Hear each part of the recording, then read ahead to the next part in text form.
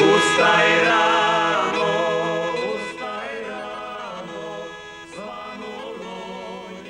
Subotnji dan, sumoran, oblačan, ali ipak kao da nešto lebdi u zraku.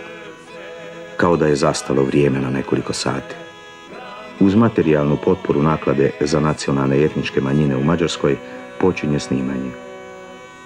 Radoznali pogledi starica i staraca prate svaki naš pokret, svaki naš korak. Iz dvorišta jedne obnovljene kuće odjekuju zvuci tamburica, gajdi. Postupno se vraća prošlost. Oživljuju slike iz davnih vremena. Lošiji kvalitet glazbe koja se može čuti na filmu pripisuje se činjenici da je preuzeta iz arhivske građe.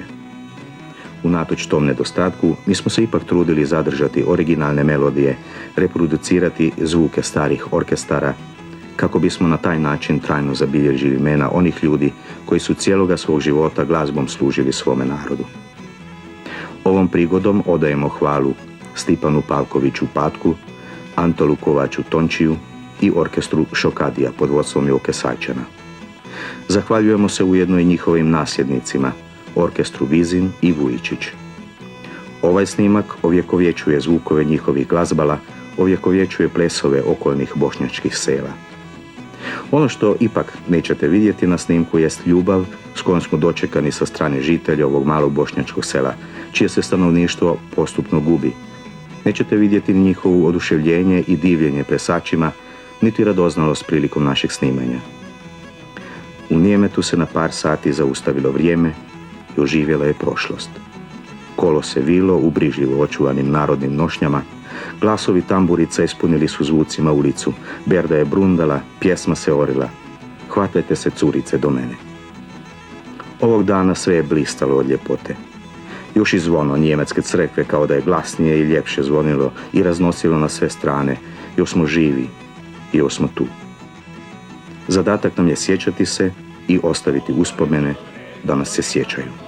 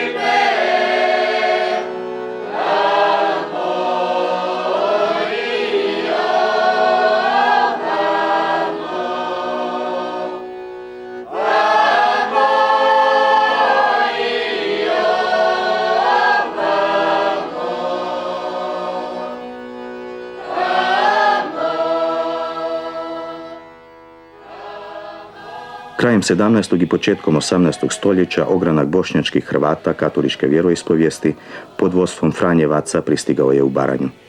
Naselili su srednjovjekovno utemeljena mjesta koja su za vrijeme turskih napada opustjela. Današnja imena tih naselja jesu Ata, Kukinj, Nijemet, Udvar, Pogan, Salanta, Semelj, Suka, Sukit. Tijekom borbe za opstanak očuvali su sve do današnjeg dana svoj jezik, kulturu i katoličku vjeru.